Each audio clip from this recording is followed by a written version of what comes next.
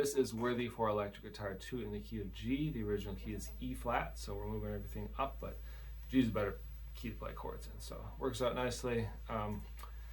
Anyway, you don't really come in until after the first chorus. You could do some light swells before that if you want to. It's not necessarily, especially if the other guitar is doing it. It's too much, it's just going to be too much. So just keep that in mind. You could look at the chords for verse 2. Notice how soft I'm doing them.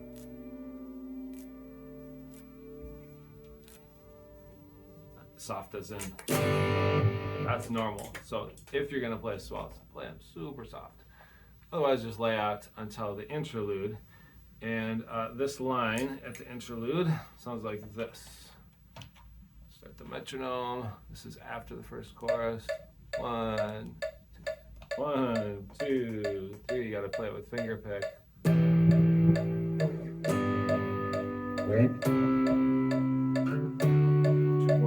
Two times.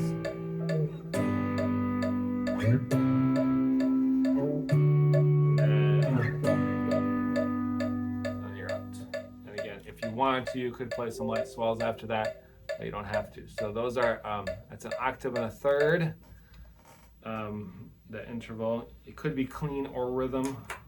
After I started doing it, I kind of thought maybe it'd be better to do clean, but I'd already picked rhythm. So it's both on the 12th fret. It's always the E and the G string. Then it's down here, 3rd and 4th frets, 8th and 9th, 10th and 11th. And the bass note follows the chord. So it's from E to G to C to D. And then it starts the verse with a G again. Okay, now when we get to chorus 2, you're going to play some chords with a line in between. It's combining two guitar parts together. Can be either rhythm or crunch, depending on just how it sits. I'm going to play it with crunch here, but depending on your guitar, you might need to use rhythm. So it sounds like this. Worthy is your name.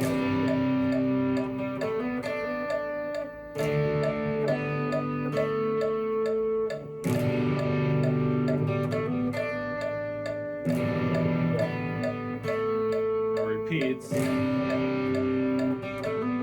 only difference. There's one extra chord at the end, right here. That D chord doesn't happen in the middle. So the line, so first of all you have a C chord, and then the line is on the G string, going up to the B string on the 3rd fret, and then the rest of after the next chord, it's the chord, and then you can play it there, or you can play an open B string and then go to the 2nd fret of the G string. And then it's that line, and then it just goes back and forth between. So it's just a matter of playing chords in between. So C, 4, D, B, G of the B.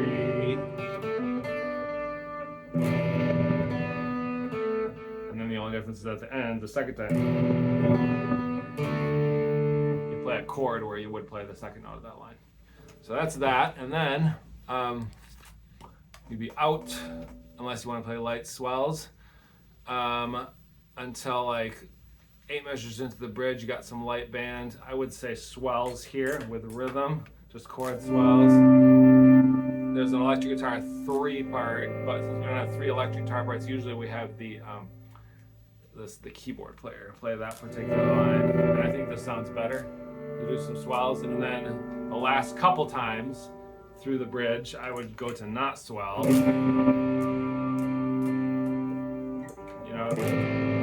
Whether it's like either rhythm with strumming or crunch long chord. Any of those can work. Now with the instrumental, it's going to be big strumming. I don't really need to show you this, but I'm going to anyway. I'll show you a little bit. The instrumental.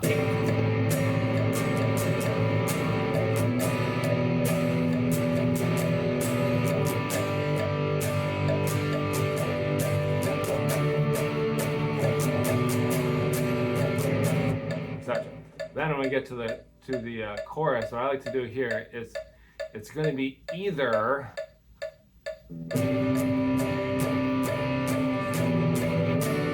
open chords or put the compressor on, and I probably hit that first one at least.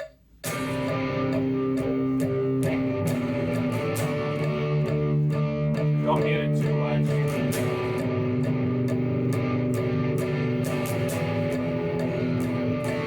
And then 16th.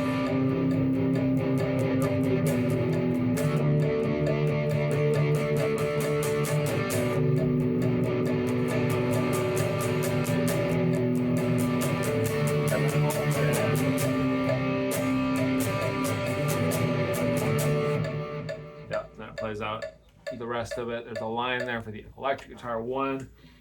Probably you shouldn't both guitars play. I probably should just.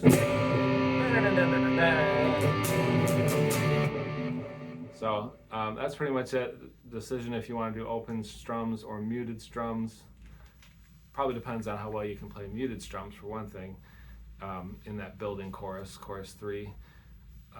And also, you know, tone your guitar and stuff. You don't want it to get buried. It needs to feel strong, which is where that compressor comes in. But besides that, it's up to you.